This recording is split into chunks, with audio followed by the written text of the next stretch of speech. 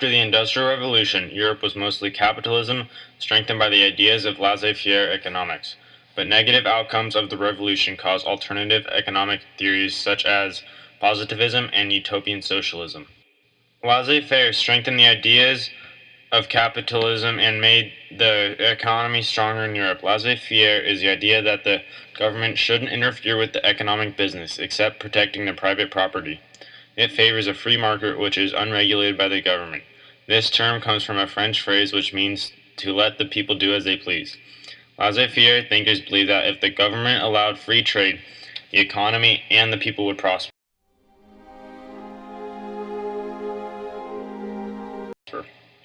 Adam Smith, a Scottish economist who lived from 1723 to 1790, strongly supported and emphasized the concept of laissez-faire. In The Wealth of Nations of 1776, Smith argued that a free market capitalism is much more beneficial and productive for their societies. By supporting this concept, Smith was challenging and going against the earlier economic system, mercantilism.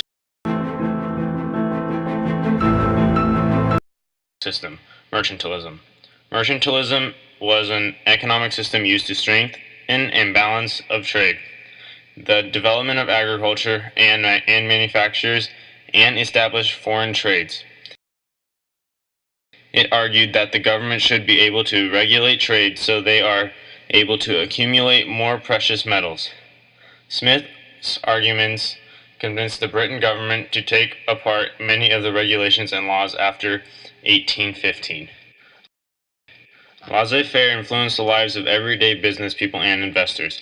Laissez-faire justified the ideologies of banks, stock markets, and chartered companies.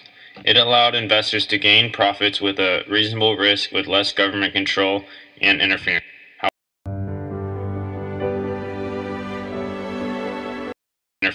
However, some still rejected the idea of laissez-faire. For example, Frederick List thought that the idea would trick the rest of the world into serfs in all industrial and commercial relations. He argued that the economics needed to be based on the needs of specific nations. List was German and U.S. economist who disagreed with the ideas of laissez-faire and believed every discussion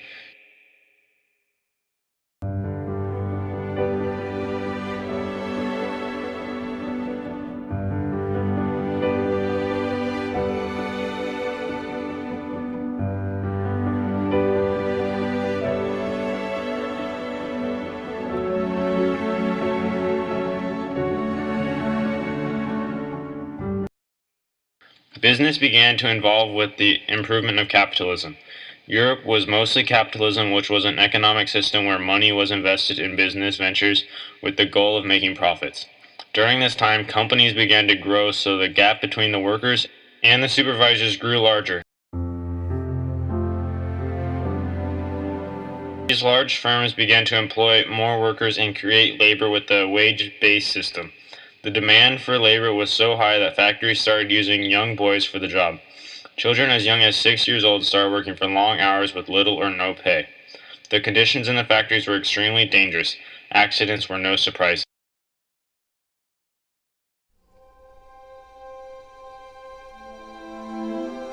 David Ricardo, a wealthy stockbroker, believed that a permanent underclass would always be poor. In a market system, if there is an abundance of resources and workers, then labor and resources would be very cheap. However, if there are few workers and a scarce amount of resources, then everything would be extremely expensive.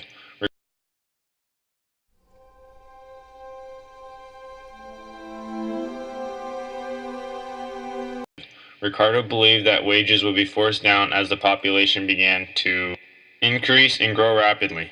Both laissez-faire thinkers, David Ricardo and Adam Smith, thought that creating minimum wage laws and better working conditions would upset the free market system, lower profits, and threaten the production of wealth in society.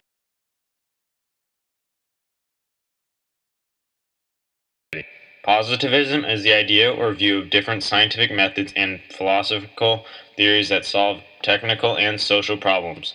Positivism came from the Enlightenment thinkers such as Pierre Simon Laplace and Henry D. Saint-Simon. They believed that the scientific method could both solve social and technical problems. Logical positivism is a branch known during the French Revolution. It combines the idea of mathematical, logical ideas and empiricism, which is the idea of observational evidence in knowledge.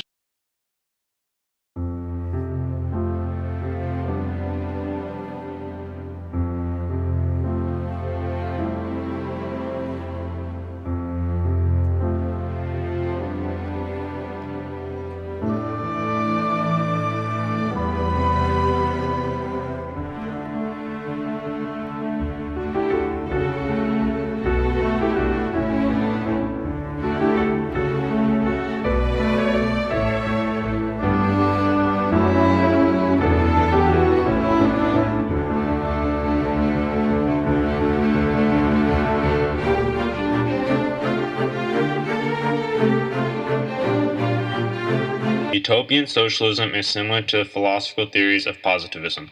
The utopia part of utopian socialism means nowhere. The person who thought of the idea of utopian socialism was Charles Fourier. Charles Fourier was a man that did not like the capitalists and dreamed that a society would be peaceful and everyone would work together.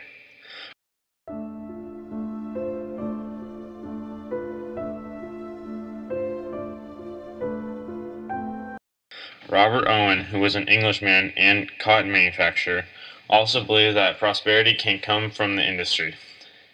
He was also one of the successful people that created a utopian society.